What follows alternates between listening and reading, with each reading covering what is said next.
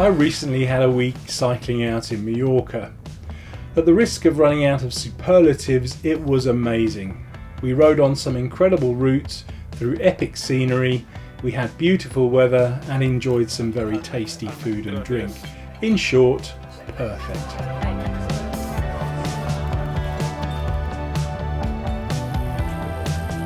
Our trip was pretty easy to organise. We booked our own flights with a budget airline and reserved an equally budget hotel through booking.com.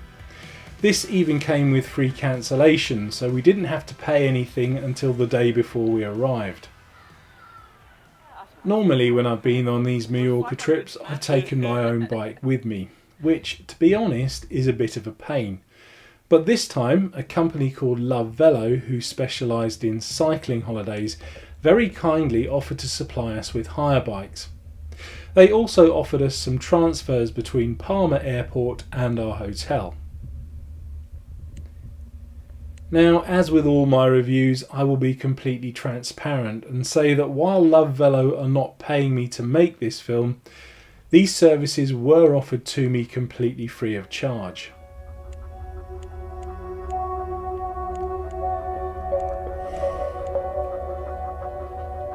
I have to admit that the thought of using a hire bike did give me a few concerns. Essentially, I don't quite have the figure of a typical cyclist, plus I have some pretty odd dimensions. Very short legs, very long body. Yeah, I'm grotesque.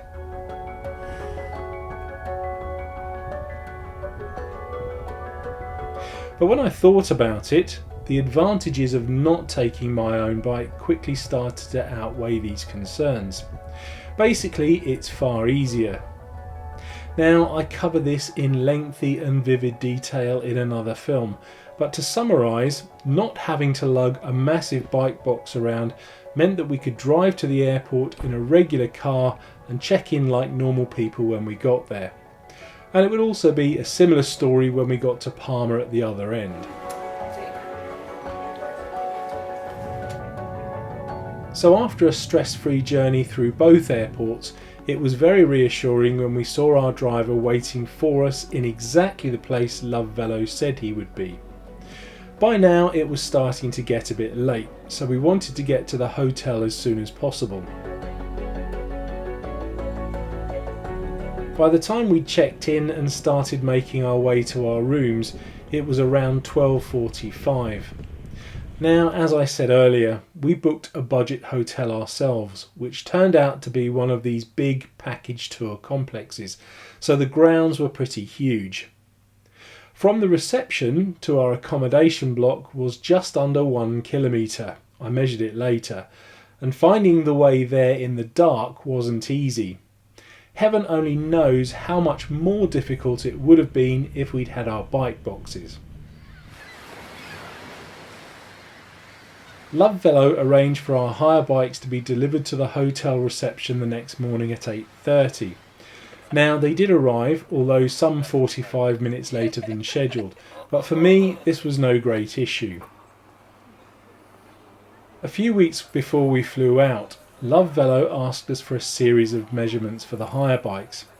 Now, they only needed 4, which I thought was not going to be enough information to set them up correctly. But when I tried my bike, it seemed to fit me pretty well.